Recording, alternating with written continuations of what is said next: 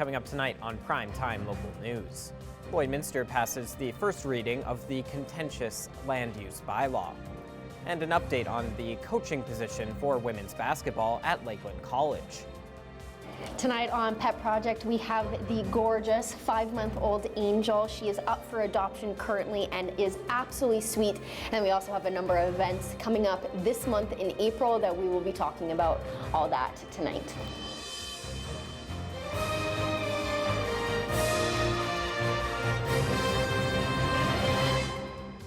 Prime Time Local News, serving the Lakeland and Midwest regions.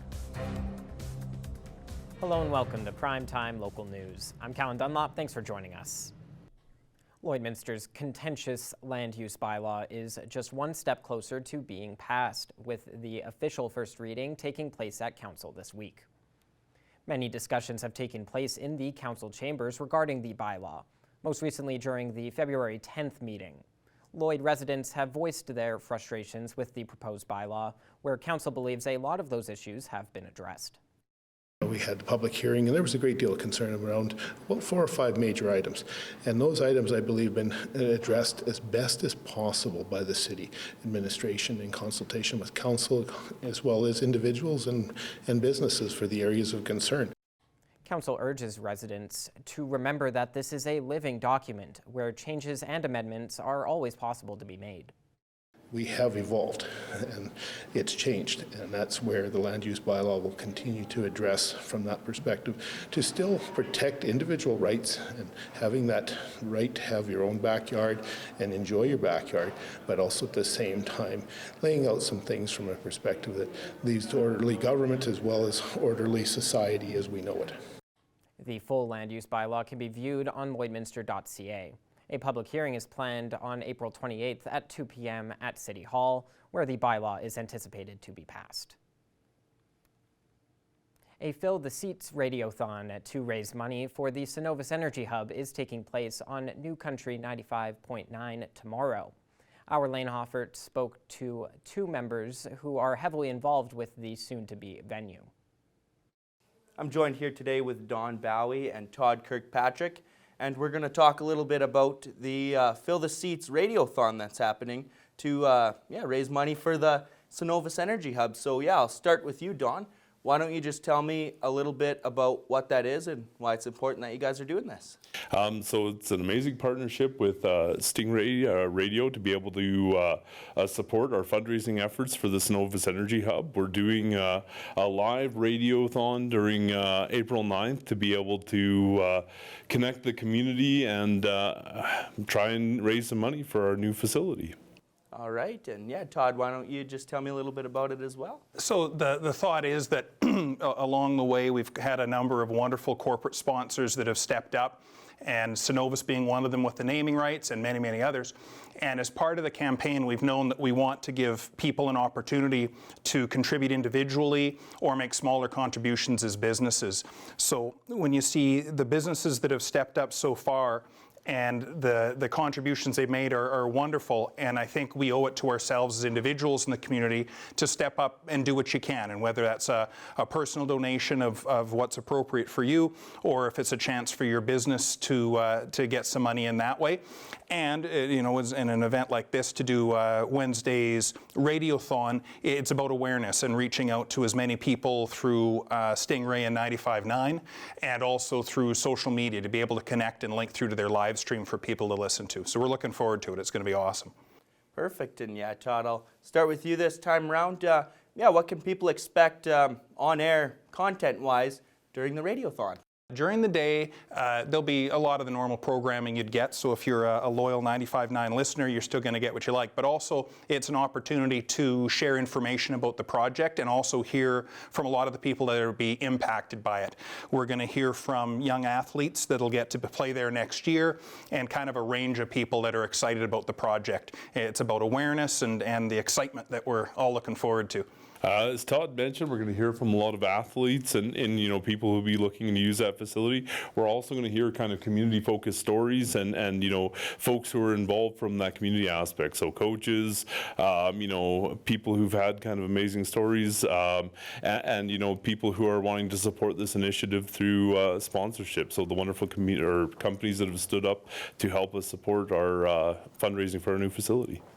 Perfect. And yeah, why is it important that Lloydminster has a venue like the Cenovus Energy Hub? And I'll start with you. The Cenovus Energy Hub is going to allow us to do things that right now we can't do in any other facility. So I know concerts are a big one that we're looking forward to the ability to host, but also the scale and scope of hockey that will be nice, as well as other sports that we're going to see in our community. So the stuff that's already kind of big and popular like curling, but as well as you know, summer usage too. So ball hockey, lacrosse, things of that nature as well.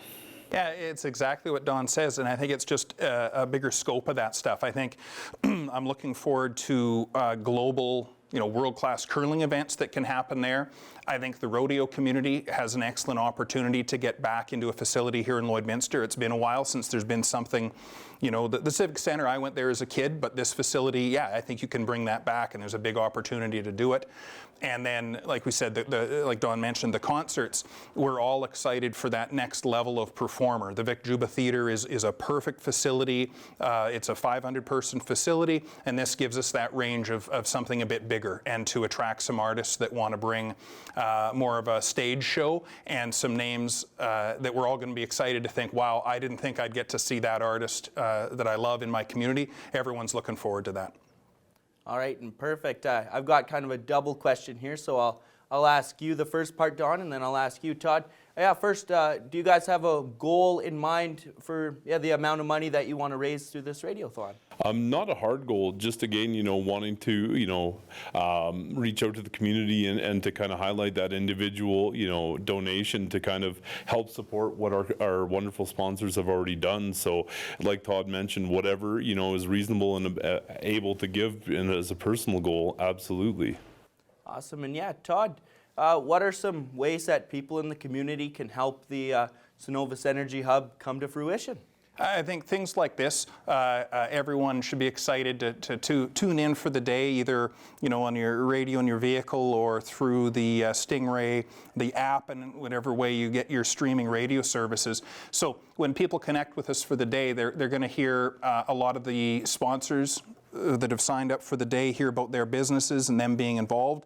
And again, it's our recognition of those sponsors and just, yeah, a day to celebrate this stuff and again, raise awareness with where we're headed, because there'll be more events later in the year, and this is among the bigger ones that we've done so far. Awesome. Well, thanks a lot, guys. That's all the questions I have for today. So yeah, thank you for taking the time and joining me and telling me a little bit about Radiothon and the great Cenovus Energy Hub that this money is going to help finish off. Awesome. Thanks, Lane. Thank you so much. We are well into April now, or at least getting there, and as we've gotten further, the weather has gotten better. Yes, it's very nice having those temperatures be in the teens or in the double digits for the highs. That's been so nice. It has been quite windy though this week especially, and always a little wet and muddy too, just because everything's melting and it's not. We knew that was coming though. It's a little muddy, but definitely better than giant snowfalls. But today it was a little bit more cloudy than we saw. 10 degrees as is what it is right now. It feels closer to 7 though with that wind chill. That wind is 19 kilometers per hour. It definitely is cooling things off just a little bit, as it did yesterday and the day before as well. But that's something that we're always dealing with here in Lloyd. That wind speed is always super high, so it's definitely nothing different. Here in Lloyd, in Alberta, current temperatures 11 in Bonnyville, St. Paul, Marwayne, Vermilion, Wainwright, and Provost. 13 in Vegreville. Edmonton's also sitting at 10 degrees, 8 in Cold Lake, and 12 in Lac La Biche. And in Saskatchewan, 7 up in Isle La Crosse, 9 in St. Walburg, 11 in Meadow Lake and in Maidstone, 12 in Macklin, and 10 out in Pierceland, Green Lake, and in North Battleford. Overnight tonight, North Battleford temperatures will drop down to 0 degrees. It will be cloudy. Wind not too big of a factor, only a little bit of a breeze at 9 kilometers per hour. 25% chance of some precipitation. So there is always that small possibility. Into tomorrow, a daytime high of 16 degrees. It will be quite cloudy. Wind not too bad, only about 13 kilometers per hour. Overnight tonight in Cold Lake, -2 will be the low. It will be mainly clear, however, and that wind won't be too bad, only at 17 kilometers per hour. Into tomorrow, a daytime high of 17. It is going to be sunny and it's going to be warm. It's going to be a beautiful day out tomorrow. 13 kilometer per hour wind, so even the wind isn't too bad either. Overnight tonight here in Lloydminster, 1 degrees will be our low. Cloudy conditions will be our what we will see tonight. 13 kilometer per hour winds, 25% chance of some precipitation as well. Into tomorrow at 6 a.m., 2 degrees, cloudy conditions, and then intermittent clouds by noontime, 11 degrees, 15 kilometer per hour winds.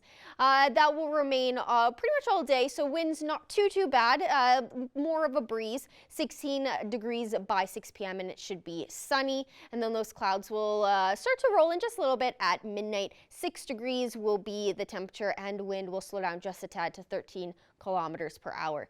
Over the next 3 days, we will get up to a high of 17 tomorrow with a low of 0. And then on Thursday, it does get the warmest of the week with a high of 17, low of 3. It will be mostly cloudy as well.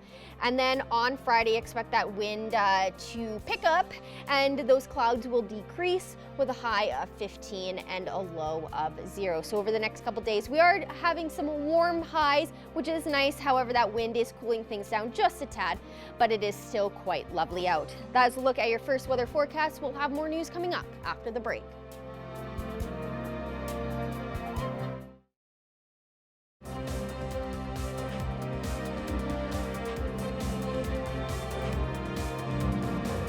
April is Organ and Tissue Donation Awareness Month. The David Foster Foundation is working to encourage more people to sign their donor cards and make their wishes known. Stacey Comer has more.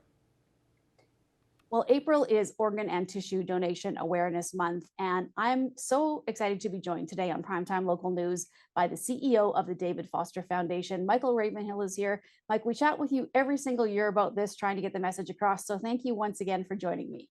Well, and thank you so much for having me. Well, I want to talk a little bit about Canada's record with organ and tissue donation. Every year that I speak with you, I'm hoping that we have better news, but it looks like again this year, we're still not doing so great. Yeah, unfortunately, the numbers don't increase the way that we would hope they would. Right now, we have 28% of Canadians that are registered organ donors. And that number is what's one of the worst of all developing countries in the world. And so when we look at our country as Canada, we are out front in so many things. We have such a servant heart as a country, but here's an area that we really need to, pull up our bootstraps, and we have to do a better job. And it comes by just speaking to people like yourself and getting it out on the airwaves and just, it's education and awareness. It really is what it comes down to. Well, and one thing that has come out in the news release today from the David Foster Foundation, David himself says, just take 2 minutes and you can save a life. So tell me what that's all about. Yeah, well, David, is such an advocate of organ donation and organ donor registries. It started 39 years ago when his mother actually asked him to go and see a little girl from UCLA Medical Center that was staying at UCLA Medical Center. And she was waiting for an organ transplant. And in those days in Canada, we didn't have organ transplantation. So we had to fly to the United States. David's mom said, would you just go see this little girl? Not as a celebrity, but just doing something that your mother asked you to do. And of course, you always do what your mother tells you to do. So David went to see this family and this little girl, and he could see the stress on their family. And so what he said to them is, while he was about to leave, he asked if there was anything that he could do for this little girl. And the little girl, he thought, would say, I want to see this celebrity. I want to go to Disneyland or whatever. And she didn't. She just looked him straight in the eyes. And she just said, I just want to see my sister. And David was perplexed by that, stepped back a bit, and then he asked a few more questions. Well, what he found out is that the family couldn't afford the price of a plane ticket at that time. and therefore she hadn't seen her sister in over 3 months. So David said, I'm going to make that happen. He made a couple phone calls, and of course then he picked up the aunt and the little girl's sister at the airport, drove them to UCLA Medical Center. And then he said, when those two eyes met, that was etched in his heart, and that was what was going to be his foundation. He said, never again will a family be in this position. And so when you look at what organ donation really, what we're trying to do is we're trying to create the awareness and education and the need and the importance of being a registered organ donor. Here's a stat, and we've talked about this before, but one donor can save up to 8 lives or improve the life of up to 75 people. So why wouldn't we leave that life legacy? It's such an amazing opportunity and a selfless thing to do, but it could save or improve the life of so many people. So it's... Well, and one thing too, Mike, that it says is that it is so easy to make sure that you do what you need to do. So what does the foundation advocate that people do to let others know and to just sign up to become the organ donor? Just maybe go through the steps that people need to take if they're not aware as to how easy it actually really is. Yeah, it's actually, it takes about 2 minutes. And you can do it online. You could go to davidfosterfoundation.com. You could follow us on Facebook at The David Foster Foundation, or on Instagram at David Foster Foundation. And we give you links all the time and create the opportunity to have conversation and give a better awareness and education on the need to become a registered organ donor. And I say it only takes 2 minutes. But here's a stat I want to leave people with, because this was the one that made me stop and just really sit back and go, wow, we need to make a difference here. Did you know that in Canada, there's over 4,000 people that are on the wait list right now? And of those 4,000, 5 deaths per week will happen because the people can't get an organ transplant. And that equates to 1 death every 30 hours. And that's just, we can get rid of that. We can actually eliminate that if we all become registered organ donors to save people's lives. Like when we pass away, what greater gift could that be? And that's a great message too. You talking about the legacy of it, just something that you can do to help so many other people, as you said, and, you know, sign the back of your driver's license. And one of the biggest things too that the organization talks about is making sure your family members and friends know as well. So there's no confusion when the time comes.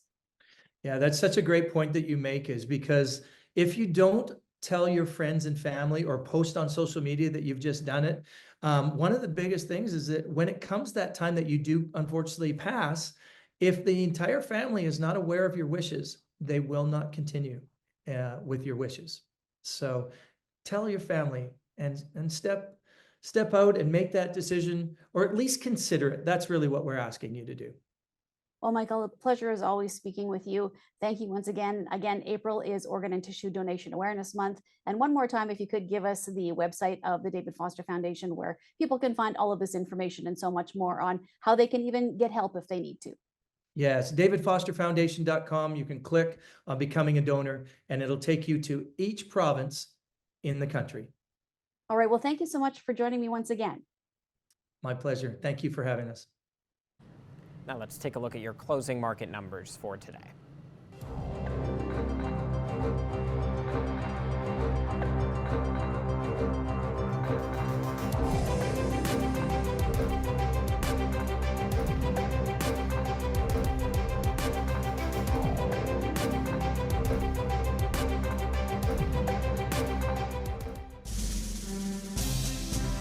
Today's oil prices are brought to you by First General Services.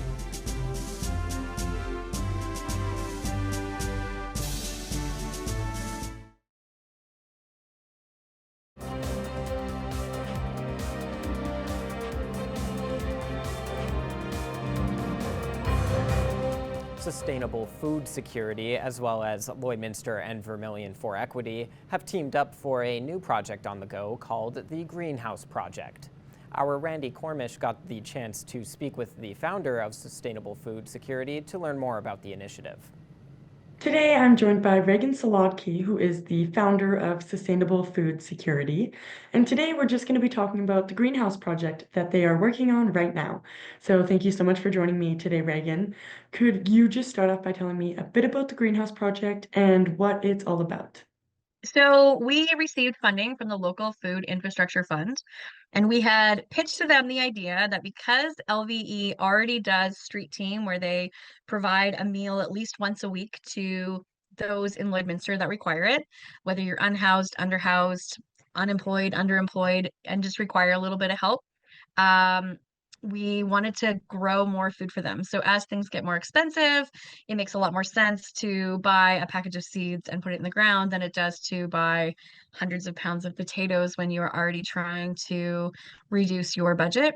Lloydminster and Vermilion for Equity is all about mutual aid. And so this is about how do we help folks get to where they need to be, and then they can turn around and help others. So this project aims to teach people how to grow their own food, which is kind of funny in like a very agricultural area, but a lot of people have lost that skill or feel that because they don't have a location, they can't do it.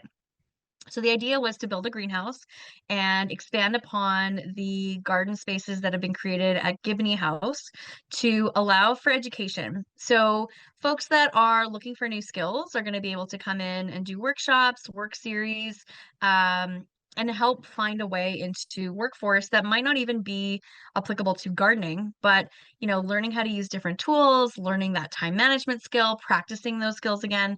For some folks, that's a necessity. And so this project is aimed at building a greenhouse, but also building a community and building skills for folks that could use it to help them with their job search. Oh, wow, that's amazing. And then, yeah, what impact do you hope this has on the community? So I've been doing this for about a decade across the country in different locations, and the impact in the beginning always feels like it's about growing more food. And yes, that is the easiest thing to measure. You can say we grew 20 pounds of food or we grew 2,000 pounds of food. It is a measurable amount, and it is something that we can really look at and say, here's how we move the needle. But the thing we really want to see as an impact here is for folks who right now are struggling to feel that they are a part of a community. And just because they're struggling doesn't mean they are any less than anyone else in our community. When I was young, and I've heard this statement from a lot of people, I was always told that we have to look after our most vulnerable first. And the status of our most vulnerable is really a measure of how our community is doing. And I was talking to some of the folks that came to our community engagement last week, and one of them made a comment about how, it's very different if you have or you don't have. So if you have money and you're outside eating your lunch, you're having a picnic. If you don't have money and you don't have anywhere to be and you're outside eating your lunch, you're loitering and you're a nuisance. So we want to give people a place to go where they feel valuable, where they can come in and just spend time with other members of the community. And it doesn't have to be about what level of the community you're from. And just have people remember that we are all humans trying to do our very best to survive, no matter who we are or where we come from. We've all got to eat. Yeah, absolutely. And then, yeah, where are people able to donate or contribute to the project? Great question. So we did receive $64,000 in funding from the Local Food Infrastructure Fund, which is a Government of Canada initiative. We're very grateful. However, there's a lot of shortfalls. So many things were not covered. And we're actually creating a Facebook page that will be, if you follow Lloydminster and Vermilion for Equity, you'll be able to find the Facebook page. It should be up and running pretty quickly. And we're going to have a list of all of the things we require. Anywhere we can save money by having something donated is perfect. We'll put that money back into trying to hire more labor locally, get more people, having more access to the space. And also working with the city, we haven't actually found the space for the greenhouse yet. It is not confirmed. So making sure that we cover all the costs for any lease for the land, any insurance, all of that sort of stuff. We also are going to have events and workshops that will be pay what you can. It's really important that we feel everyone can be a part of it. We serve dinner to 40 people on Tuesday night for $97.50. And when I said, would you put $5 in for your dinner? Almost everyone in the room said yes. So we want to do things that if you put your $5 in and you get a good meal out of it, you're still going to be contributing to the idea, but you're not going to be out of pocket for something or just throwing money away, which none of us can afford to do these days or any days, but that's the idea. So we'll have opportunities for people to take part in workshops where they maybe come away with something that they've made, but also some of that money stays in the pot for growing more and building the program out more. We're just trying to work through that kind of business plan now. And part of the funding was to create a 5-year plan to make this as sustainable as possible, because we don't want to have to be looking for funding every year. So we will be having a farmer's market stand. We will be having pop-up picnics and barbecues and things like that. But the goal is to keep things accessible to everyone in the community. Okay, awesome. And yeah, that was all the questions I had for you today, Reagan. Thank you so much for taking time out of your day to do this. And I appreciate you telling me more about the Greenhouse Project. Thanks, bye. Now let's take a look at your agriculture prices for today.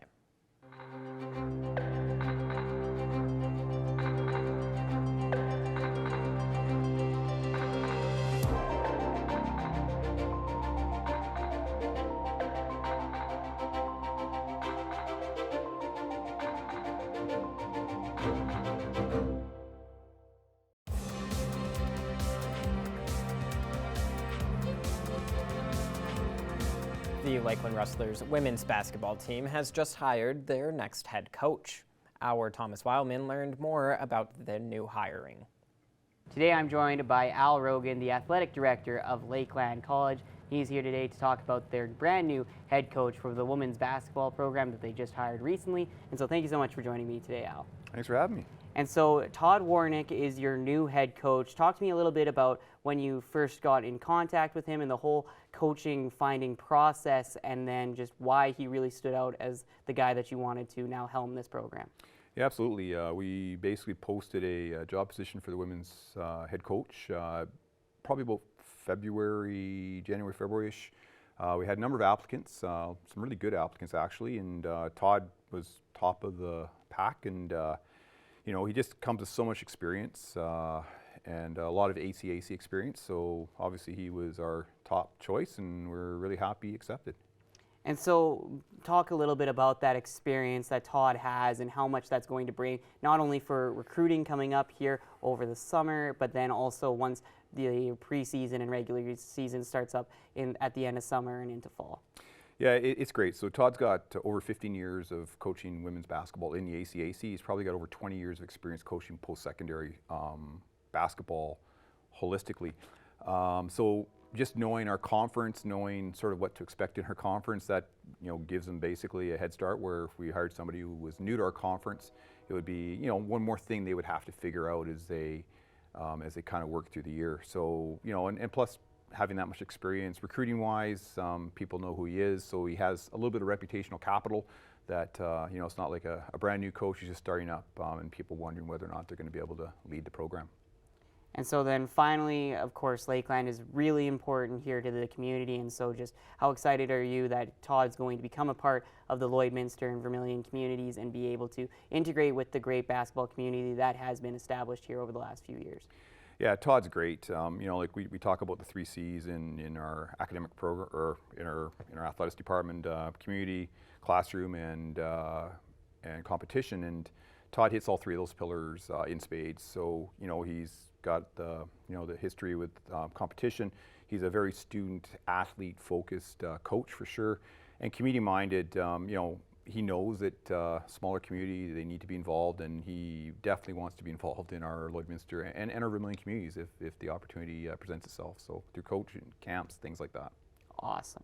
Well, thank you so much for all the information today, Alan, and we look forward to meeting and talking to Todd over these next few weeks, and also seeing the new Lakeland women's basketball program coming up in the fall. Abby St. John is back at Border Paws Animal Shelter for our weekly edition of Pet Project.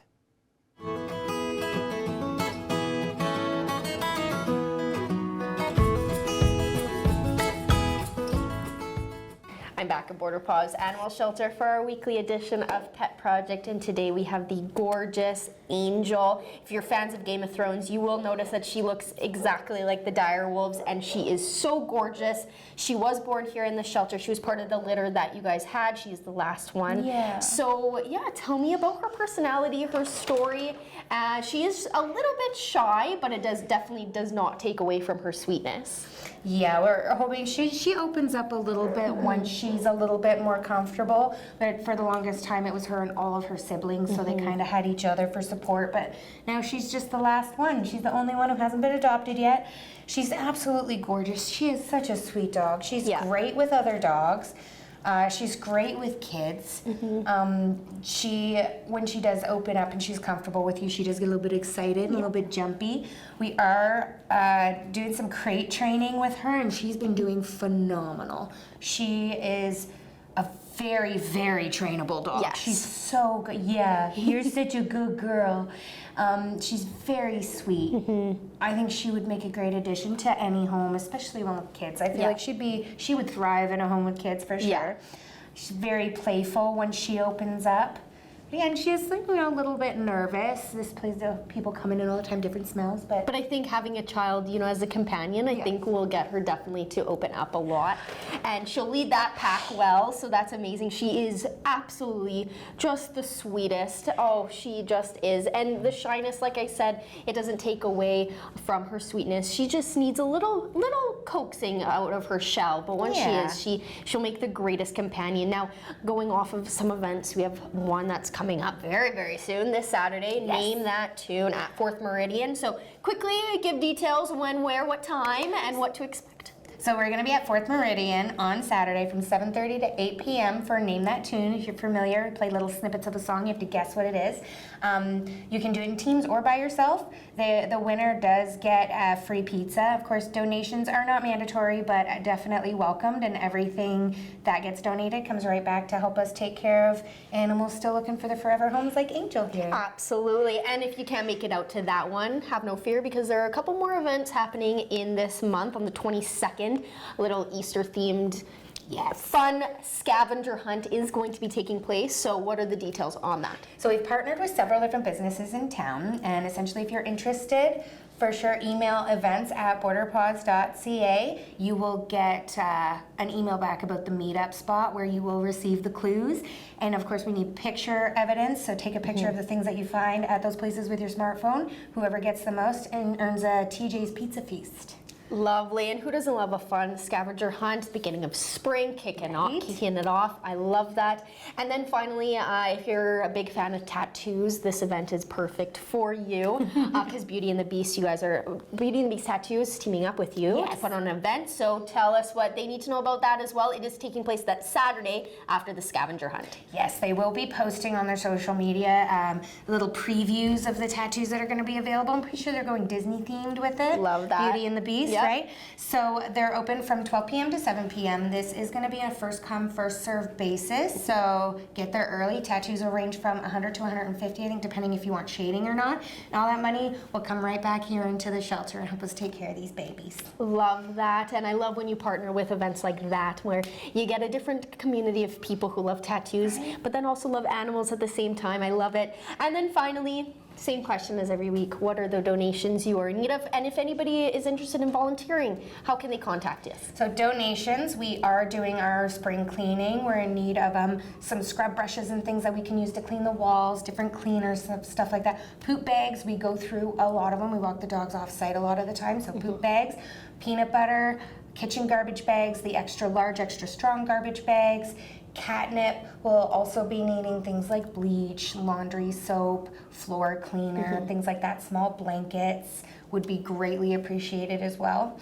And if you are interested in volunteering, you can, of course, email events@borderpaws.ca or info@borderpaws.ca, and we would absolutely love to see you come out. And it's pretty rewarding. You get to see all kinds of cute animals and stuff and help with the events, and it's a lot of fun. Absolutely. Well, thank you again for joining me. An Angel, she lives very well up to that name. She's an angel. She may be a little bit shy at first, but she will make any household so much better. So thank you, and Angel is just perfect. Thank you so much. Coming up next, Saskatchewan debates Ontario amid the election campaign. More after the break.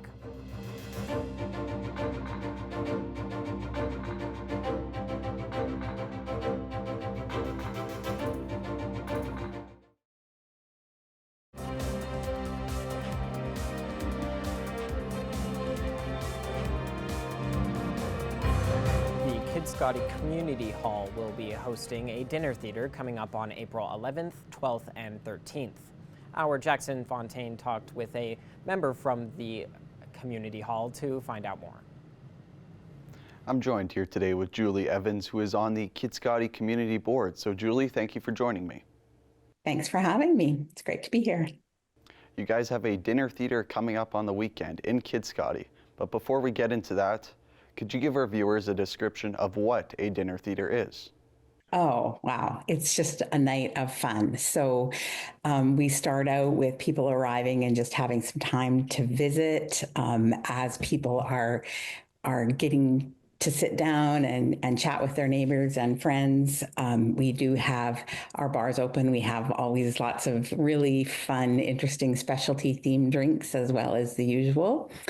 That's followed by a delicious meal prepared locally on that day by a group of volunteers who've been cooking for others their whole lives. And it's just a fantastic, really famous, we're really famous for the spread we put on. And then after that, people kind of get settled into their seats again, and we put on a great show. A comedy this year should be lots of fun. And then some people I like to stick around and continue the evening once the show is over and keep visiting with the cast and with their friends. So the theme for this dinner theater is Pistols and Posies. Could you give us a summary of what the show is going to be all about? Pistols and Posies was written by Christy Fredrickson, and we produce it in collaboration with Pioneer Drama Services. This is a Prohibition-era comedy, so set in the Roaring 20s. We have mobsters and thugs, a famous opera singer, and of course, always a little family drama. So Primo Bologna, or Bologna, depending on your take, has tricked his wife into thinking he's running a florist business, but the cops are on to him. To add to the mood, this year we're inviting guests to dress for the theme if they choose. If you think it's fun and you want to come out, get on your flapper dresses, bow ties, pinstripes, fedora, join in the fun. So the show is going to be taking place April 11th, 12th, and 13th. So Julie, what time will the show start? How much are tickets? And also, where can people get them?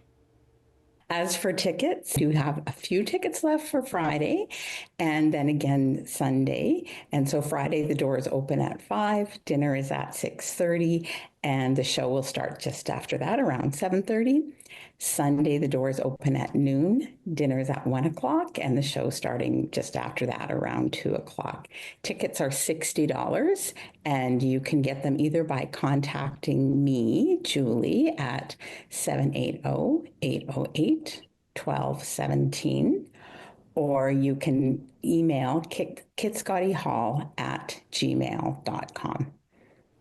Awesome. And I noticed these dinner theaters are kind of trending right now. I've just heard a lot about them. So is this an annual thing you guys do, or is this the first year?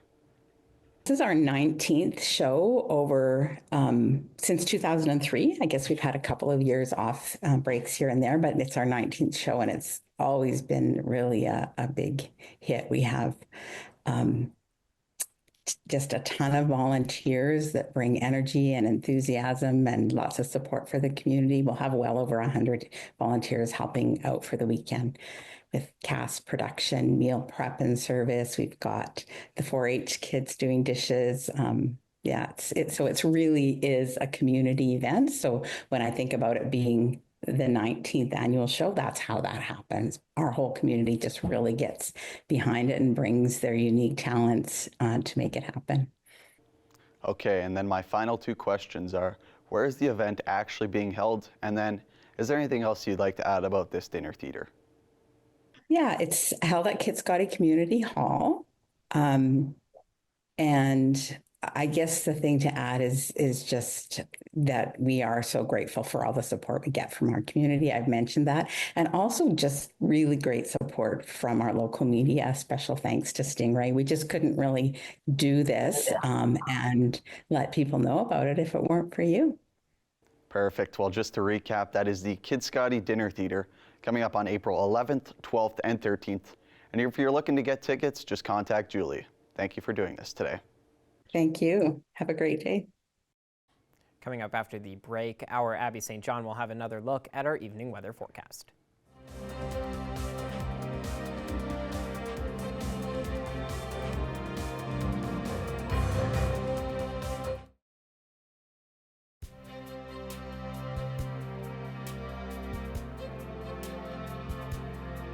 Taking a final look at our weather forecast. It's 10 degrees here in Lloyd. A little bit cooler of a day, but not too bad still. 10 degrees also out in Cold Lake and Edmonton, also out in Jasper as well. 13 in Athabasca, 11 in Whitecourt, 9 in Edson and Red Deer, and 6 in Rocky Mountain House. And in Saskatchewan, 10 degrees in Meadow Lake, 8 in Prince Albert, 3 in Melfort, 9 in Saskatoon, and North Battleford is sitting at 11 degrees. And overnight tonight, North Battleford temperatures will drop down to 0. Cloudy conditions, about a 25% chance of some precipitation, not too big, and that wind speed's not too bad either. A little bit of a breeze, only at 9 kilometers per hour, so tonight isn't going to be too bad, except for the cloudy conditions. Overnight tonight in Cold Lake, -2 will be the low. It'll be mainly clear, and again, wind not too big of a factor at 7 kilometers per hour. So again, overnight tonight not going to be too bad in Cold Lake, besides being below 0, but otherwise it should be a nice evening. And then more overnight temperatures, -1 in Meadow Lake, -1 also out in Bonnyville, and then +1 in Provost and Isla Cross, and 0 out in Paradise Hill. In Provost, there's about a 60% chance of some showers around early this evening. Otherwise, it will remain quite cloudy, and Paradise Hill will also be cloudy. Otherwise, the areas will be partially to mainly clear, partially cloudy to mainly clear skies. More overnight temperatures across the region, -2 in Myrna, -1 in Pierceland and in Wainwright, 0 out in Unity, and 2 out in Calgary. And in Unity, there's about a 90% chance of a couple of showers later on this evening. And again, otherwise, it should be cloudy skies, and that goes for most of the area as well overnight. Overnight tonight here in Lloydminster, we'll be at 1 degrees for our low. It will be quite cloudy. There's about a 25% chance of some precipitation this evening. Otherwise, it will be a little bit less windy at only 13 kilometers per hour, and it will be, like I said, quite cloudy. And then over the next 7 days, a high of 17, low of 1 for tomorrow, mix of sun and cloud. And then it gets to the warmest day of the week on Thursday with a high of 18, low of 3. That is going to be nice to look forward to. On Friday, the wind will pick up, which is something that we are used to, with a high of 15, low of 0. On Saturday, it will be a mix of sun and cloud with a high of 12, low of -1. On Sunday, it cools off with a high of 7, and unfortunately a 43% chance of a morning flurry and a low of -3. On Monday, a high of 12, low of 0, and then on Tuesday, a high of 14, low of 1 to wrap up the next 7 days. Hopefully that 43% chance on Sunday goes away and there is no flurries, but we'll definitely keep it posted leading up to Sunday. Yeah, regardless, it is definitely, the winter jackets are away, Yeah. the spring coats are here. It is beautiful weather. Yes. That is all the time we have today for Primetime Local News. Thanks so much for watching, and have a great night.